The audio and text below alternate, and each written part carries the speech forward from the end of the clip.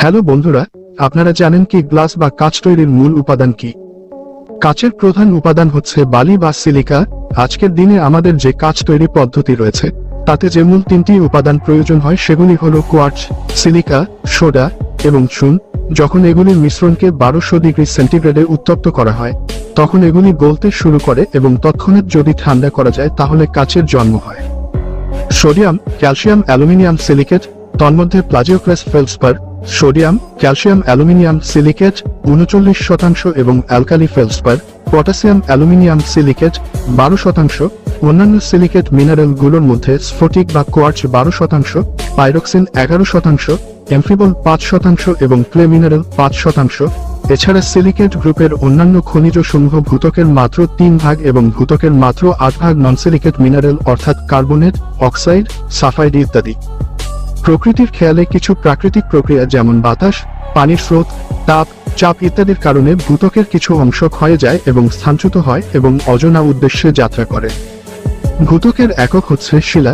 প্রত্যেক শিলায় থাকে খনিজ, প্রত্যেক খনিজে থাকে স্বাধীন হওয়ার প্রচণ্ড সহজাত প্রবৃত্তি। সেই কারণে ভূত্বকের প্রত্যেক এককের সাথে সংঘর্ষ করে এবং প্রতিনিয়ত করতেই থাকে। ফলে এদের আকার ছোট হতে হতে ব্যাস 2 মিলিমিটারের চেয়ে কম হলে বালিকণা বা স্যান্ড গ্রেইনে পরিণত হয়। সুবিধাজনক পরিস্থিতিতে এরা অবক্ষেপ বা স্যান্ড ডিপোজিট হিসেবে জমা হয়। এই অবক্ষেপের বেশিরভাগই কোয়ার্টজ বা স্ফটিক কণা।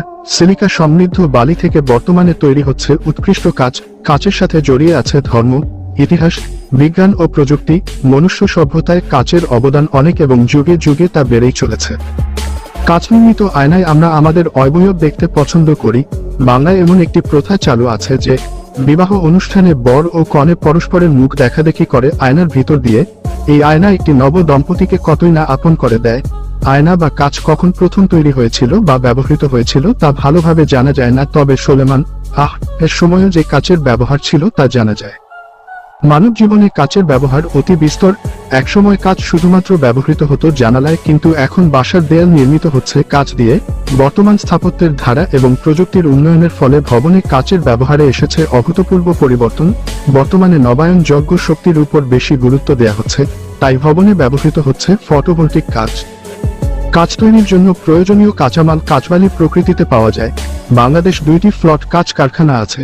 একটি চট্টগ্রামে পিএইচপি গ্লাস ফ্যাক্টরি ও অপরটি টাঙ্গাইলের নাসির ফ্লট গ্লাস ফ্যাক্টরি।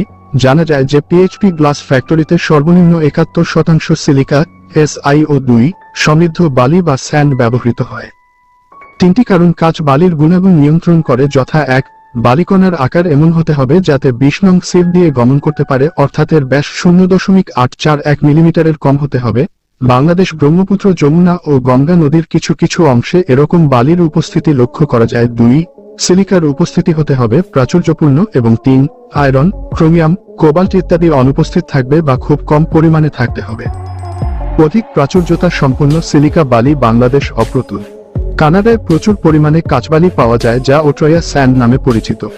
বাংলাদেশ প্রকৌশল ও প্রযুক্তি বিশ্ববিদ্যালয়ের বুয়েট কতিপয় গবেষক গবেষণা করে দেখেছেন যে বাংলাদেশের কাচবালি ওট্রয়া স্যান্ডের চেয়ে ভালো। বাংলাদেশের শেরপুর জেলার বালিজুড়িতে, হবিগঞ্জ জেলার তেলিপাড়া ও শাহীবাজারে, কুমিল্লা জেলার চৌদ্দগ্রাম উপজেলায় এবং চট্টগ্রাম জেলার হাটহাজারী উপজেলায় কাচবালির মজুদ আছে, কিন্তু তার পরিমাণ মাত্র কয়েক মিলিয়ন টন। ব্রহ্মপুত্র, যমুনা ও গঙ্গা নদী এলাকার চরের বালি ব্যবহার করে কৃত্রিমভাবে কাচবালির মজুদ বাড়ানো যেতে পারে। ব্রহ্মপুত্র, যমুনা ও গঙ্গা নদীর কিছু কিছু অংশে 0.841 মিলিমিটারের চেয়ে কম ব্যাসের বালির অবক্ষেপ পাওয়া যায়, যাতে সিলিকার পরিমাণ অপেক্ষাকৃত কম এবং এসব বালিতে আয়রন, ক্রোমিয়াম, কোবাল্ট ইত্যাদির উপস্থিতি লক্ষ্য করা যায়। তাই এই বালি ফ্লট গ্লাস ফ্যাক্টরিতে ব্যবহার করা যায় না। আর মূল্যবান ভারী খনিজের পরিমাণ প্রায় 5 থেকে 15 ভাগ, যার গড় পরিমাণ 9.01 ভাগ। এখানে উল্লেখযোগ্য পরিমাণ জিরকন, গার্নেট, ইলমেনাইট এবং কিছু পরিমাণ রুটাইল ও মোনাজাইট বিদ্যমান। গত 23 ডিসেম্বর 2014 তারিখের দৈনিক ইত্তেফাক পত্রিকায় প্রকাশিত ব্রহ্মপুত্র নদে মূল্যবান খনিজের বিপুল সম্ভার শিরোনাম সম্বলিত এক সংবাদে বলা হয়, institute of mining, mineralogy and metallurgy IMMM সম্প্রতি ব্রহ্মপুত্র নদের প্রবেশ মুখ ও সন্নিহিত এলাকায় একটি জরিপ পরিচালনা করেছে। জরিপ ফলাফল থেকে জানা যায়, নদ দিয়ে প্রতি বছর 735 থেকে 800 মিলিয়ন টন পলি প্রবাহিত হয়। এর অন্তত 1/3 নদীর বুকে এবং 1/3 তীরবর্তী এলাকায় জমা হয়। বাকি 1/3 প্রবাহিত হয়ে সমুদ্রে হারিয়ে যায়। ব্রহ্মপুত্র থেকে বছরে প্রায় 250 মিলিয়ন টন খনিজ সমৃদ্ধ বালু সংগ্রহ করা সম্ভব।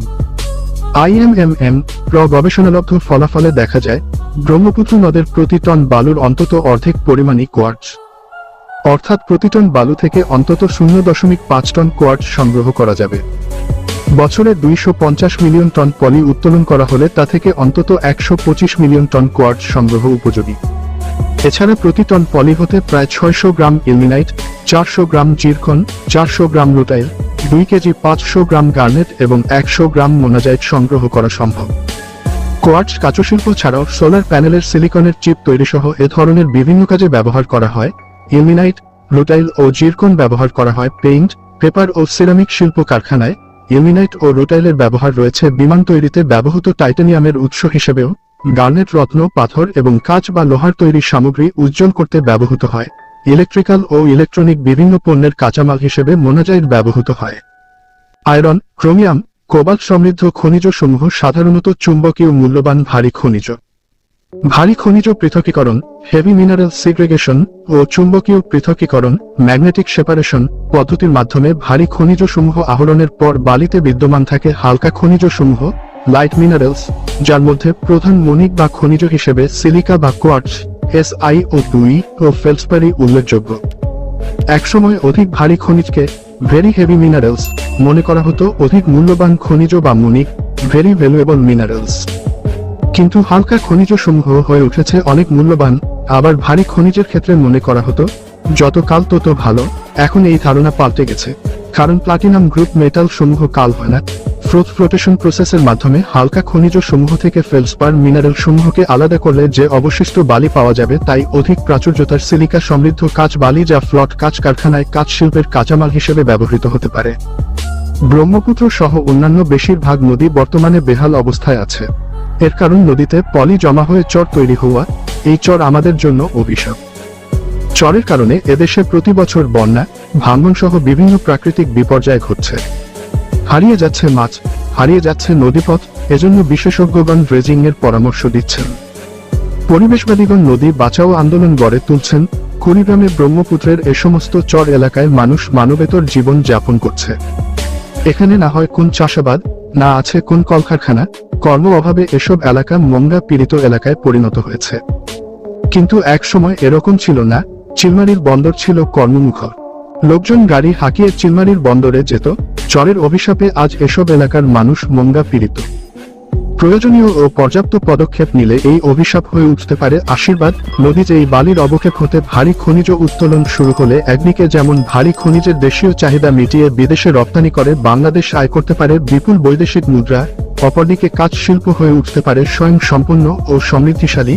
তাই এখন সময় এসেছে সরকারি ও বেসরকারি পর্যায়ে ভারী খনিজ উত্তোলন শুরু করার, কাঁচ শিল্পের পথ সুগম করার তথা দেশকে এগিয়ে নিয়ে যাওয়ার।